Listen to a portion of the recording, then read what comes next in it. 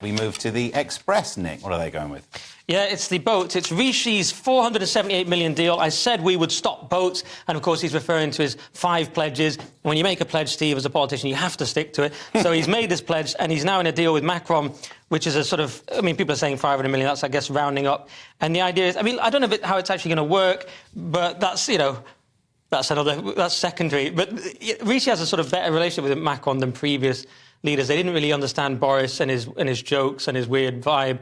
They didn't really like Theresa May. Macron and Rishi are more similar, aren't they, type of managerial sort of politicians. Let's not forget Liz Truss.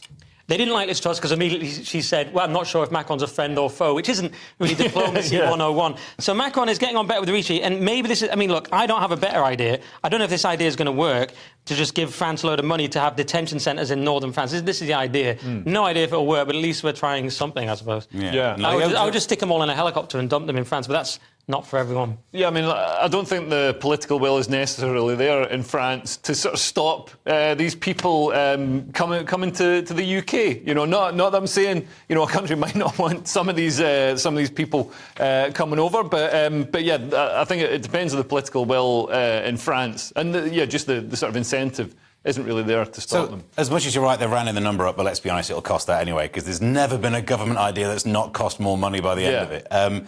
Money well spent? I mean, is this the only thing? Yes, but give France even more money? Because it's not the first time we've done it. I think if we just copied the Australian model, then that's proven to work. It reduced small boat arrivals, or big boat arrivals even, by down to pretty much zero. And what they do is they process people offshore, and if you enter the country illegally, then you instantly, revoke all right to ever have UK citizenship. But the geography's different. We don't own an island that you can do that with unless we use the Isle of Wight for it or something like that. Use the Isle of Wight for it. Yeah, well, our big problem was people found out you could cross the sea. Yeah. That was the big problem. We were keeping it going just as an illusion, like, ooh, don't go across the sea. Then they found out you could, and now we're basically like United States now with Mexico. It's like we have a land border because no one's scared of coming across the sea anymore. So we need to increase the fear of the sea again. Yeah. Maybe that's what the 500 million will go on. Yeah, maybe instead of poster campaign, avoid the sea. Well, instead of reintroducing wolves and bears to the Highlands, we can reintroduce